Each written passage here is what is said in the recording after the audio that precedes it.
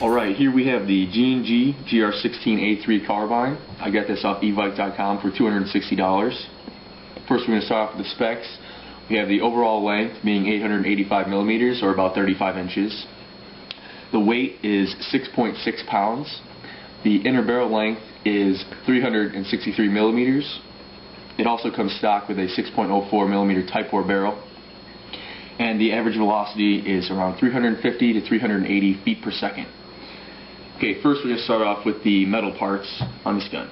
Alright, the metal parts include the upper receiver, the lower receiver, selector switch, the mag release, the trigger guard, and the magazine, as well as the charging handle, the removable carrying handle, the delta ring, the sling mounts, outer barrel, and the flash hider.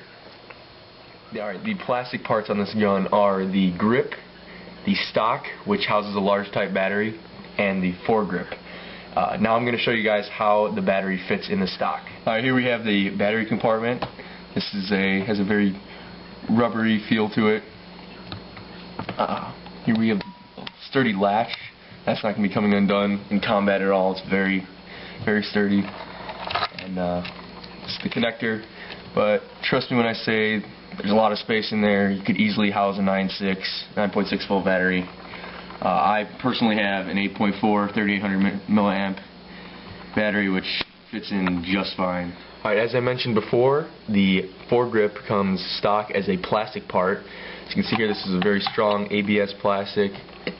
I personally have upgraded my gun. This is a metal RIS rail system. So on my gun, this is not a plastic part, but comes stock. This is how it would look. But it's very strong, like I mentioned before, very durable, nothing wrong with it at all. Alright, now I'm going to talk about the movable parts on this gun. First we have the metal non-functioning charging handle. We also have the metal non-functioning forward assist, which goes in a little bit, and the metal dust cover, which also allows you to access the hop-up chamber, which is right here. You can kind of see that. We also have the mag release, which takes this out. This is a 450 round high capacity magazine that came with the gun. As you can see, I've had to put a little bit of tape on this because there was a lot of wobble on the magazine. So with that tape, it fits really snug. There's no more wobble. I personally prefer mid capacity magazines, so I bought a couple G&P 130 round full metal mid-cap magazines. You can get these for $15 on evike.com. Alright, next I'm going to cover some of just the internal parts. This has a G&G Zinc full metal version 2 gearbox, which is fully upgradable.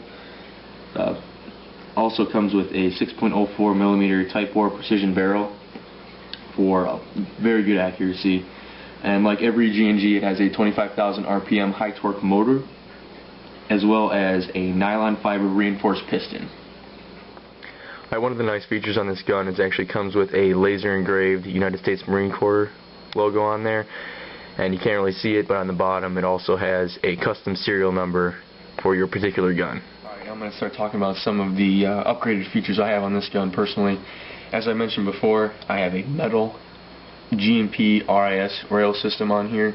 This is a two-piece system, and it only works with guns that have a metal delta ring, which this does have. You can tell no wobble to this, very durable, sturdy.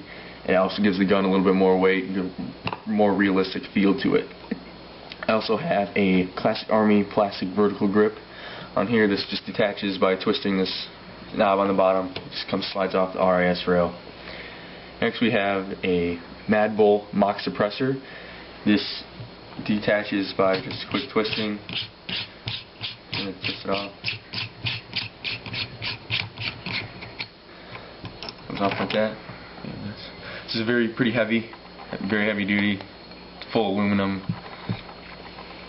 For those of you who are thinking about getting a suppressor but you want a type that is going to actually replace your flash hider, this is a 14mm counterclockwise or negative thread, so be sure you know that before you purchase any sort of silencer. Alright, I also have installed a NC Star red dot optic on here. This has 7 different brightness settings, and I will actually take this off and give you guys a little bit better idea of the different reticles that it has.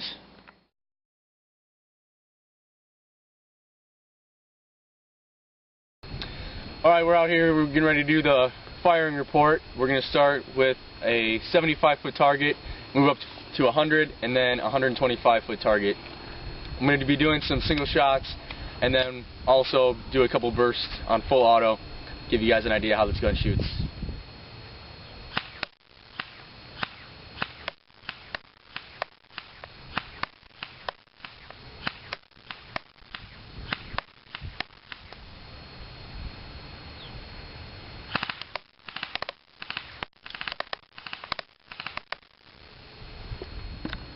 Alright, this is the 100-foot target.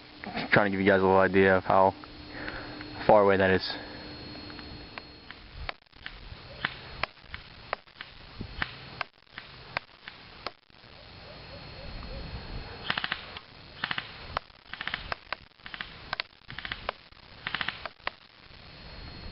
Alright, here we have the 125-foot target. As you can see, it is a good ways out there.